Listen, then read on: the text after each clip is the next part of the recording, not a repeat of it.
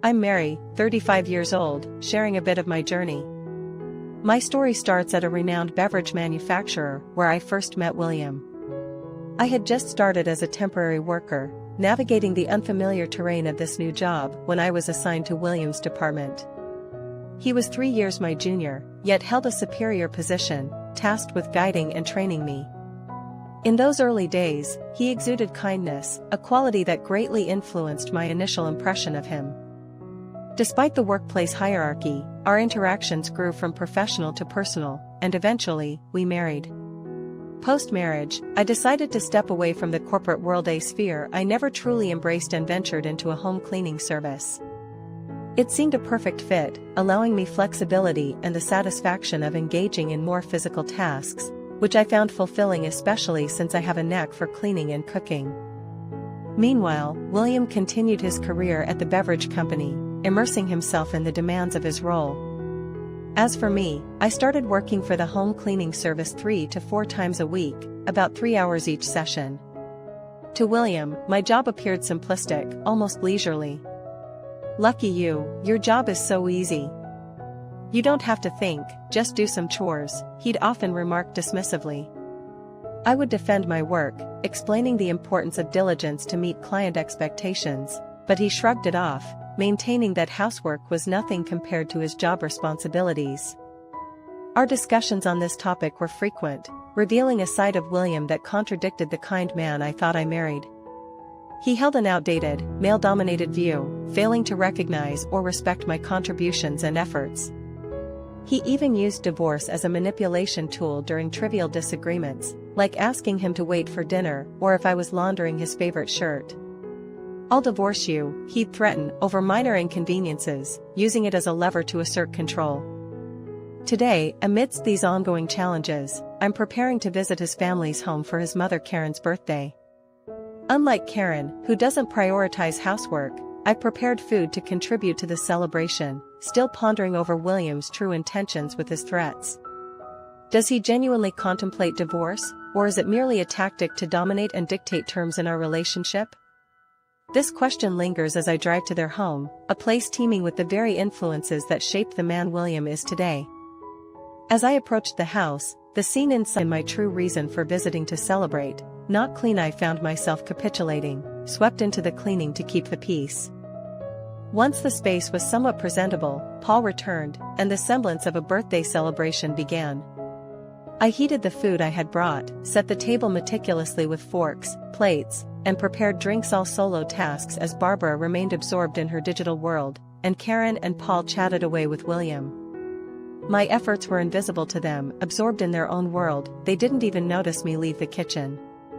When I finally returned, the toast was already happening. "Happy birthday, Karen," they cheered, without waiting for me. Drained yet managing a smile, I joined in the chorus, "Happy birthday, Karen."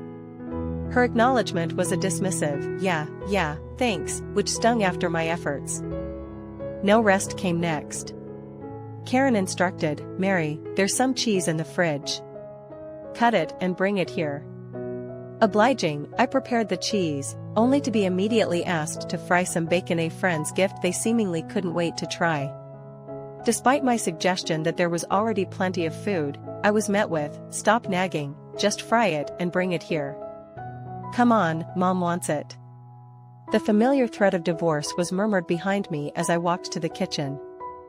Amidst their laughter and dismissive comments, I felt more like a servant than a family member. "She's like a servant," I overheard, followed by, "What's the big deal? She's my wife, it's only fair she works, right? Haha, poor thing." The sarcasm cut deep, their casual cruelty marking the worst of family gatherings. As the evening wore on, I was roped into one task after another. Finally, when everyone had eaten and the meal concluded, the final command came, "Hey, make sure you clean up properly, you're a pro, right?" Their words, a backhanded compliment, implied respect only when it served their purposes. I cleaned, my mind racing with thoughts of the one-sidedness of this relationship, recognized as a professional only when convenient, otherwise just a tool in their hands. If they truly saw me as a professional, they would treat me as one, not just in skills, but in respect and fairness. As I finished the last of the cleaning, a part of me held back, pondering the day when I would no longer conform to this role they had so carelessly cast me in. Receiving a call from my parents was always a mix of anticipation and warmth, but this time the undertone of concern in my mother's voice instantly tensed me up. "Mom, are you doing well?" I inquired, trying to mask my worry. "We're fine, but there's a little problem," she replied hesitantly. A problem that had been ongoing for about 2 months, which they had kept to themselves to avoid bothering William and me. "What happened?" I pressed, feeling a knot form in my stomach. "You see, William's parents occasionally come to our store," she began, setting the stage for what I would soon understand to be a troubling revelation. "Our family owns a delicatessen that's quite popular and frequented by regulars, even earning features in magazines and on TV occasionally. Despite living an hour's drive away, William's parents, Karen and Paul, visit about 3 times a month. They visited yesterday as well. It's always busy here, we're grateful for that," my mom continued, her tone a mixture of gratitude and concern. "Please give us today's recommendation," they would say, scrutinizing the deli. At the checkout, they would casually insist, "We're family, so we get a discount, right?" Compelled by the presence of other customers and the awkwardness of the situation, my parents would relent, offering a nominal discount of about 50 cents per item. "But isn't this a bit expensive?" they would press, demanding more discounts. And on their way out, they would nonchalantly pick up a pack of goods, declaring, "We'll take this as a freebie," and just leave. The audacity of taking products without paying was not only shocking but deeply upsetting. I had no idea such things were happening, I admitted to my mom, feeling a mix of anger and disbelief. "It's truly unbelievable. Just taking products without paying is unacceptable.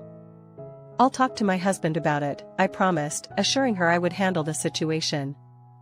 That night, after William returned from work and we sat down for dinner, I brought up the issue. "I'd like you to ask Karen and Paul to stop asking for discounts and taking products without paying.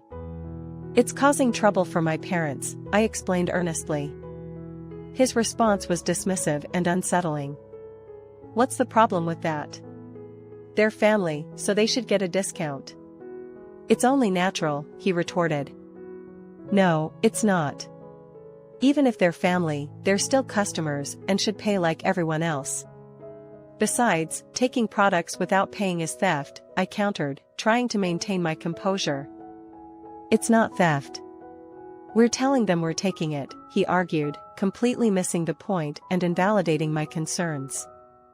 Seeing that my plea was falling on deaf ears, I resolved to handle the matter myself. "Since there's no other choice, I'll speak to them the next time I see them," I sighed, resigned yet determined.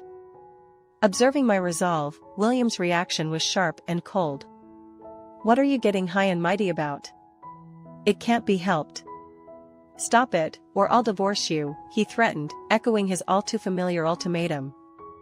As I mulled over the gravity of the situation, I realized that this was not just about discounts or freebies, it was about respect, fairness, and the boundaries being blatantly disregarded by those closest to me.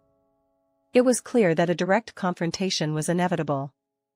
I stood in silence, my mind racing with the implications of what my husband had just proposed. His words were a stark revelation of how little he valued my efforts and my personhood. "Since housework is pretty much all you can do, why don't you become the cook at my parents' house?" he said nonchalantly, as if he was offering a simple, practical solution rather than a deep, personal insult. The suggestion felt like a slap in the face. I had always taken pride in managing our home and my work with dignity, yet here he was, reducing my entire existence to nothing more than servitude, not just to him, but now to his parents as well. His words echoed in my mind, mingling with the taunts and dismissals I had endured earlier at his parents' house.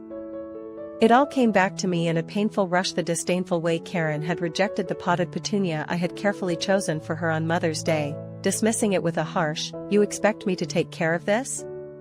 No way," and Barbara's hurtful jibe about my appearance, "Mary, by the way, you're terribly dressed today."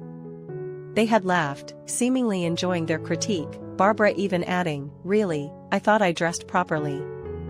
But their words had cut deeper than they realized. If you dressed like that, my boyfriend would never pay attention to you. And now this.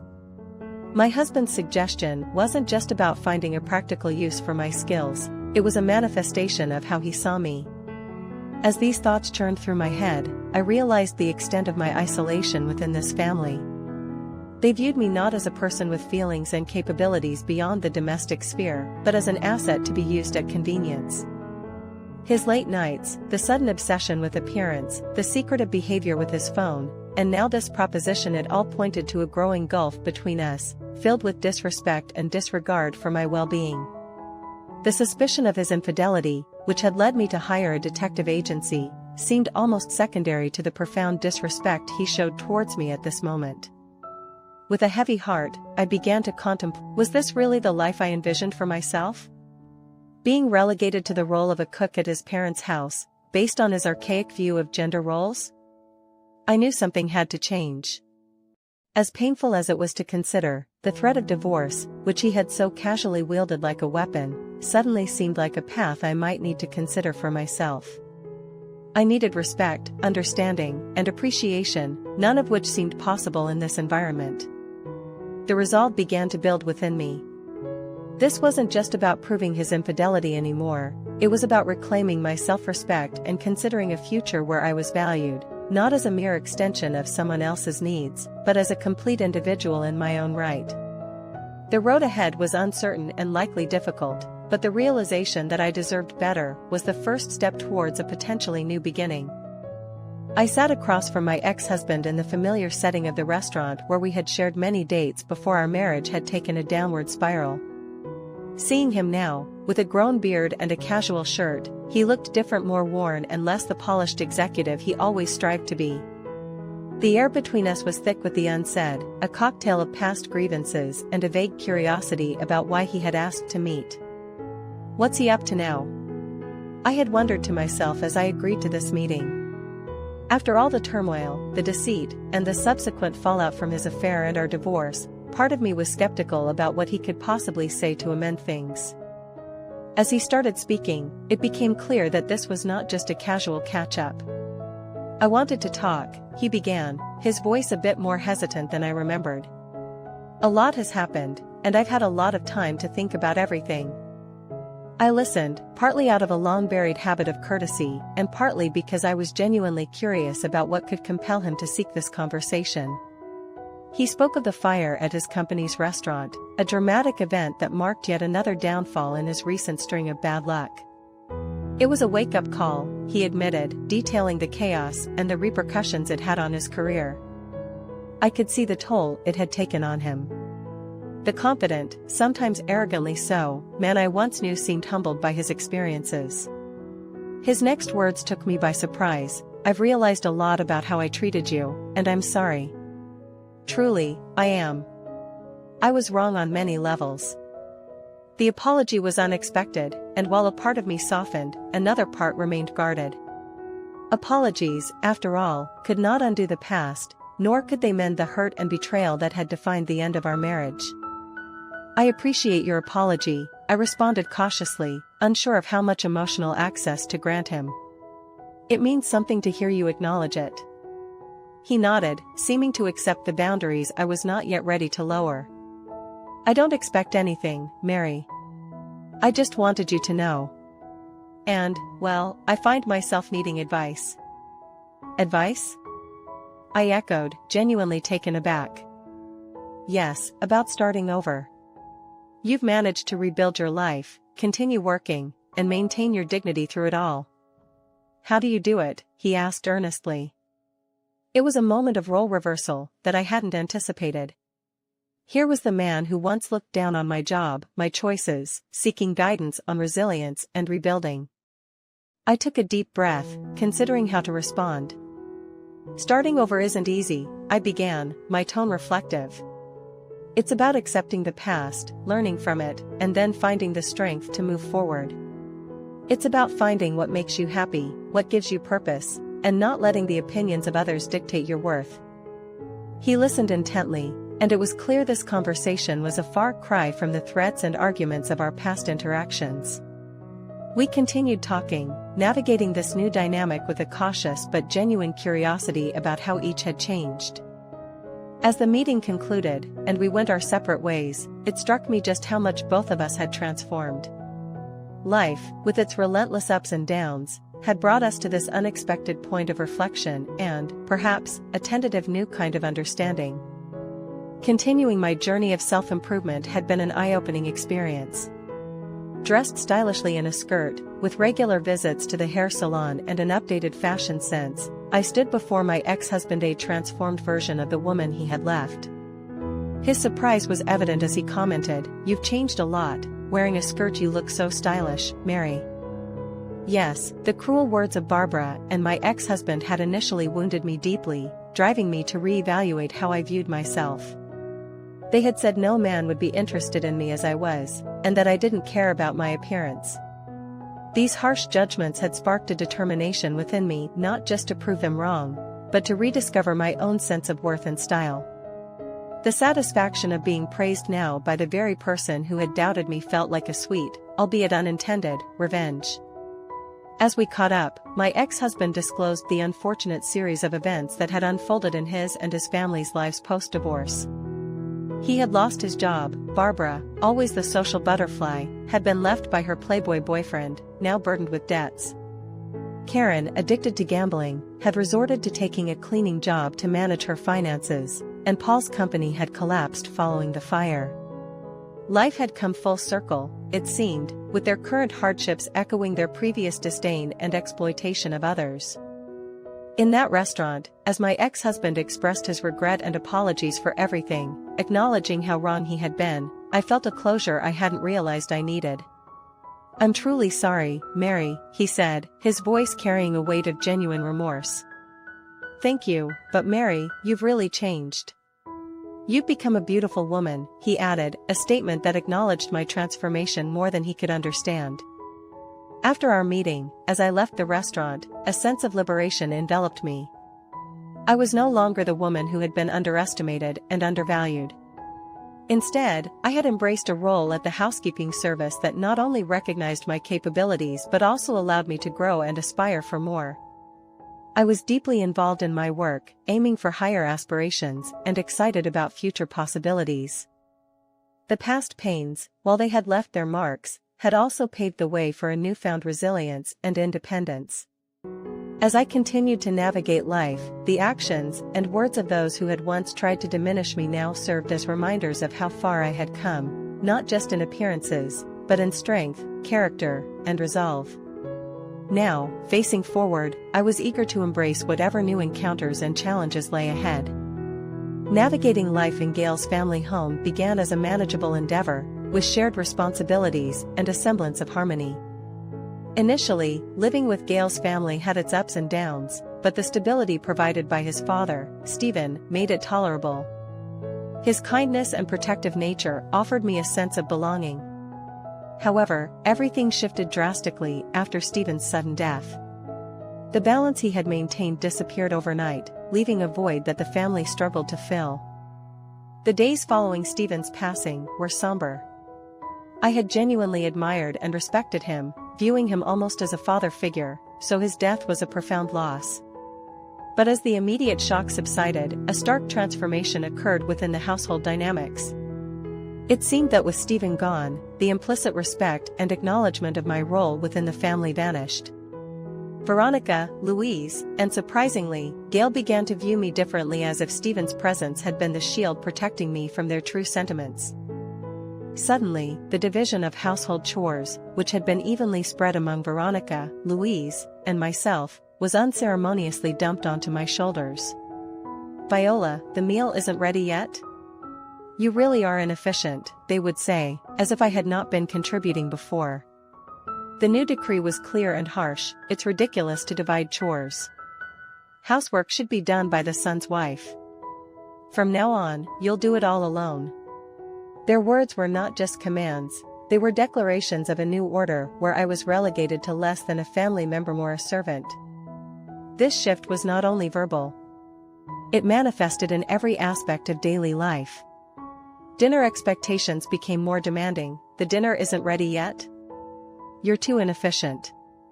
"Make sure you prepare 3 dishes for the meal," they would dictate. And it didn't stop at cooking. "These clothes are wrinkled, they were expensive, so iron them for me, will you?" Veronica and Louise would add, freely tossing their laundry my way as if my full-time job and the added household duties were trivial. When I turned to Gail for support, hoping for some semblance of the partnership we had before, his response floored me. "Just work harder, wife. As Mom says, you're inefficient." His words echoed his family's, without a trace of empathy or understanding. It was a clear siding with his mother and sister against me, solidifying my role as the household workhorse, devoid of any appreciation or respect. The burden of this new reality was overwhelming. I was working full-time at a demanding job and now handling all the chores for 4 people, all while grappling with the emotional toll of losing a beloved family member. The constant criticism and sarcasm that accompanied my efforts made each day more draining than the last. In this new, harsh environment, I found myself frequently reflecting on the stark contrast between my current ordeal and the initial years of my marriage. The relentless demands and lack of support were suffocating, pushing me to reconsider what my future might hold if this continued. My dreams and the reality of my situation seemed more disjointed than ever. As I pondered these thoughts, a resolve began to form within me: something needed to change, and it was up to me to initiate that change. As Gail's demands continued, the absurdity of the situation struck me deeply.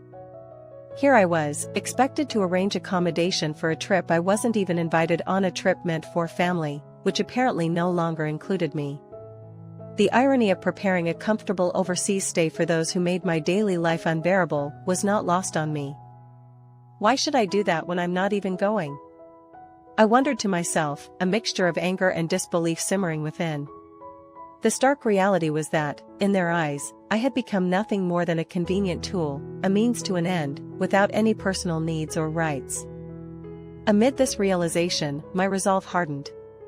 I had already started documenting the abusive behavior I was enduring, bolstered by the advice from my boss and the lawyer she had recommended.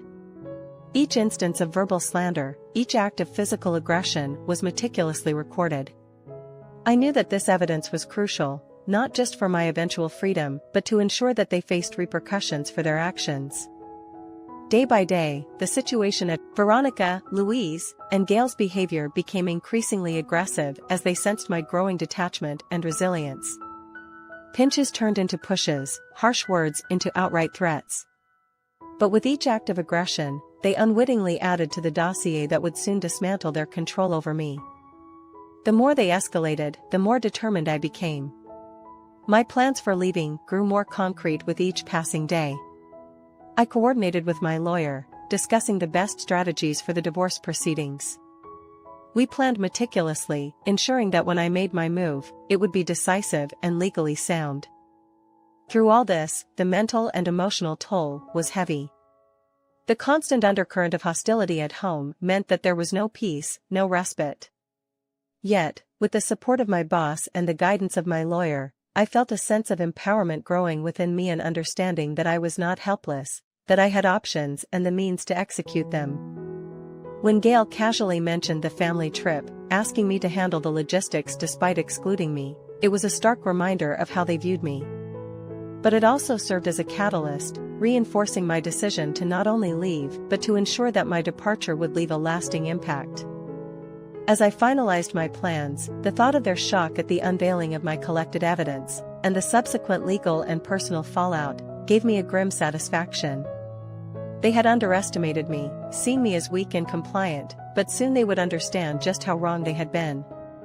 My actions would not be out of revenge in the petty sense they might expect, but as a firm stand for my dignity and respect principles they had repeatedly trampled.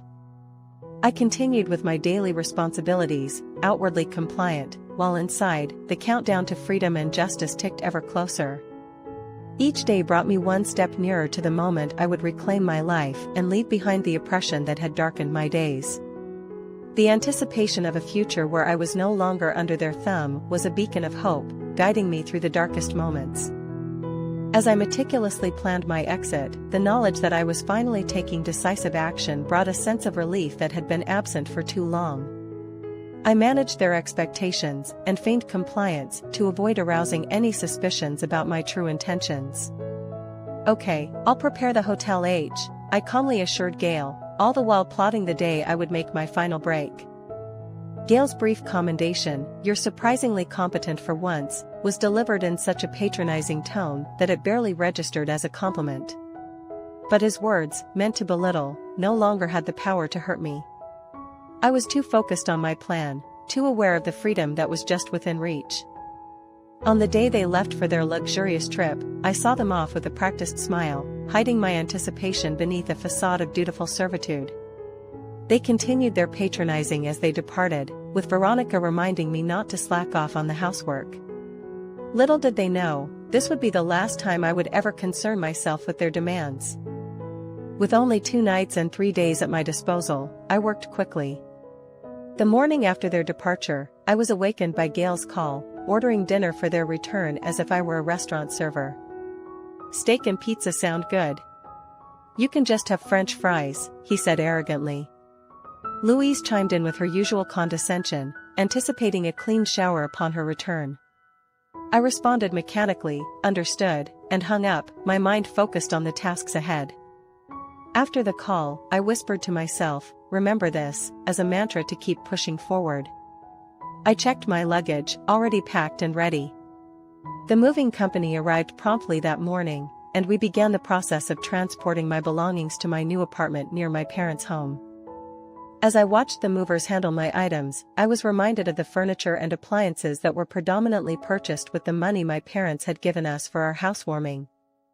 This reaffirmed my resolve, as I was not just reclaiming my independence, but also taking back what was rightfully connected to my family and me.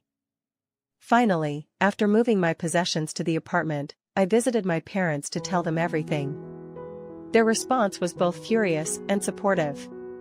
"We can't forgive what our dear daughter has been through, and we're furious," they declared. Their unconditional invitation, "This is your home, so come back anytime," was a balm to the wounds inflicted by months of mistreatment. However, the practicalities of moving back home were complicated by the fact that my parents lived in a condominium and my sister, needing support during her pregnancy, had also returned home. The space was limited, and I knew that staying with them would be a temporary arrangement. But even this was a far more appealing prospect than continuing to endure the toxic environment at Gail's house. With my belongings safely moved and my escape executed flawlessly, I prepared for the next phase of my life. Free from the oppressive atmosphere of Gail's family home, I looked forward to rebuilding in a place where I was valued and loved, surrounded by those who truly cared for me. The sense of liberation was profound, and while the future was uncertain, it held more promise than any day spent under that old roof. When I picked up Gail's call, his voice was laced with confusion and rising panic. "Hey, you finally answered the phone. What the hell did you do?" he demanded, his tone a mix of anger and disbelief. "What do you mean?" I replied, feigning ignorance, even though I knew exactly what had caused his distress. The image of the dinner I had left set up, meant to look inviting in a photo yet utterly unavailable to them in reality, was a calculated part of my exit strategy. "You didn't pay the bills. All the utilities are overdue, and they're threatening to cut everything off." Gail's voice grew louder and more frantic with each word. I smiled faintly, a part of me enjoying the momentary disarray my actions had caused.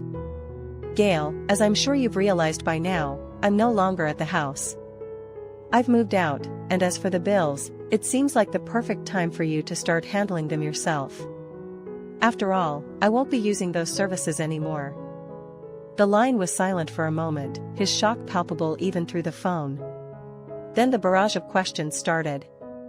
"Where are you? Why did you take everything? What about the furniture, the appliances? You can't just leave us with nothing." "Actually, I can, and I have," I said calmly. "Everything I took was bought with my own money or with help from my parents. I see no reason to leave anything behind for you to benefit from after how you've treated me." His anger turned to pleading. "But you can't just strip the house bare and disappear. What are we supposed to do now?" "That's something you're going to have to figure out on your own," I replied. I suggest you start by considering how to be more self-sufficient. I'm no longer your maid, your chef, or your financial manager." Ending the call, I felt a surge of liberation.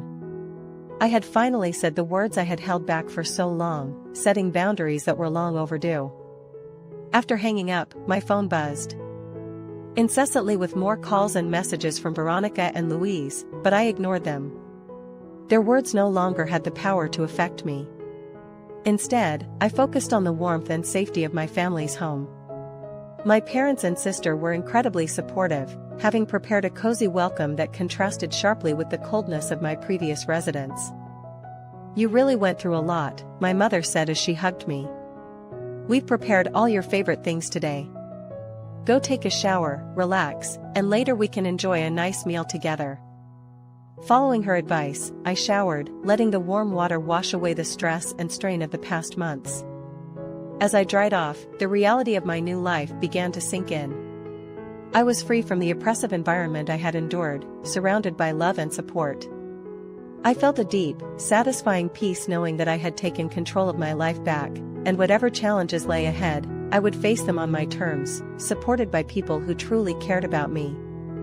Later, sitting down to dinner with my family, I felt a profound gratitude for their unconditional love and support, a stark reminder of what true family should be.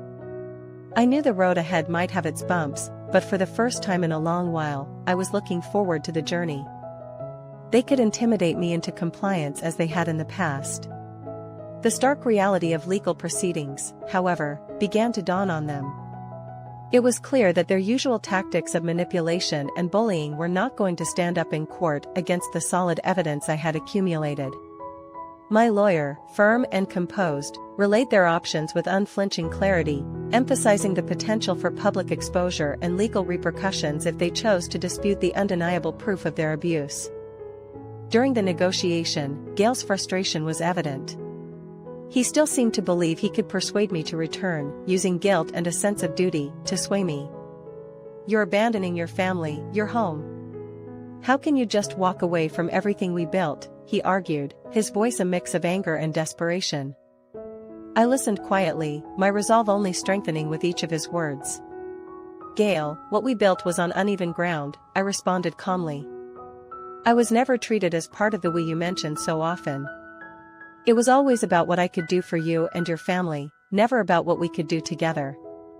A marriage, a true partnership, doesn't function like that."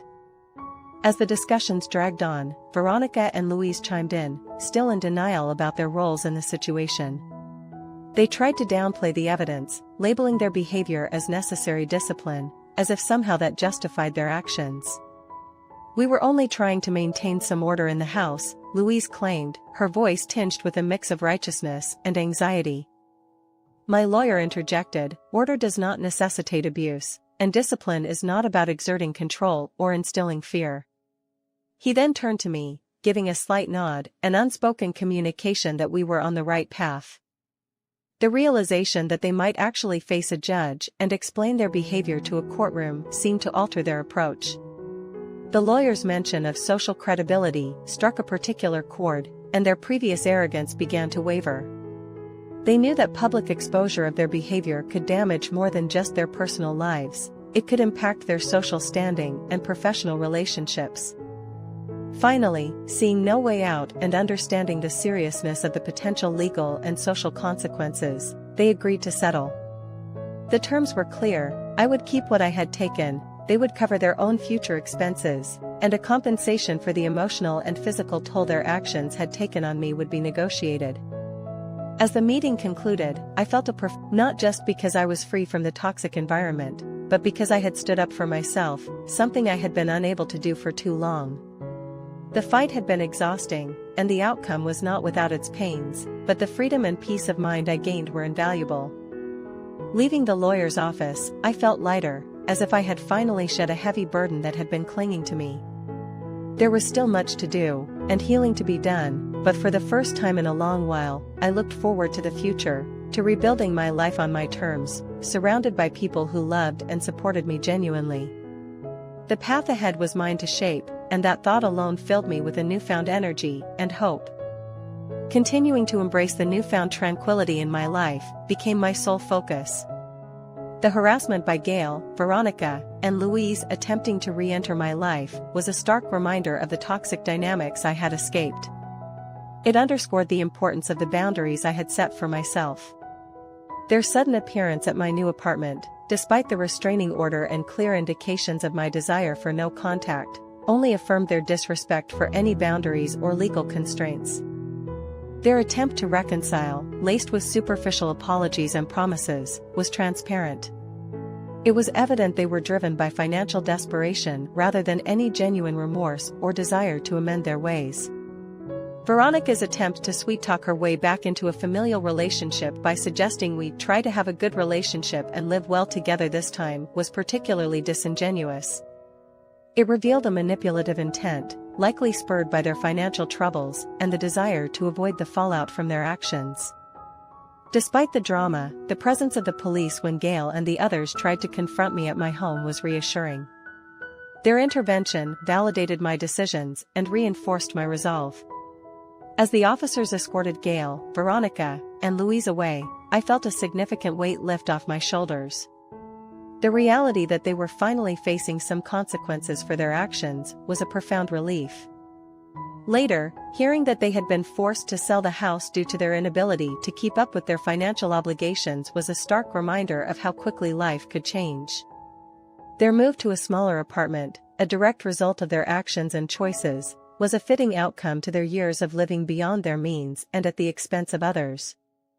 Now, freed from the daily drama and threats, I could fully enjoy the peace of my own space and the joy of frequent visits to my parents' home. Each visit was a celebration, especially with the arrival of my niece. The joy of her new life, her innocence and potential, filled me with hope and happiness. It was these moments that I cherished: simple, loving interactions with my family, which contrasted so sharply with the manipulative and transactional relationships I had endured with Gail's family. Moving forward, I plan to continue cherishing and protecting these peaceful times. The experience had taught me the importance of family, boundaries, and the pursuit of personal happiness. My life, now filled with genuine relationships and devoid of pretense, was something I vowed to protect and nurture. The stark difference between my current life and my past with Gail was a daily reminder of how far I had come, and how much I had overcome. The peace and contentment I now enjoyed were treasures I intended to keep safe, enjoying each day with a heart full of gratitude and eyes open to the future.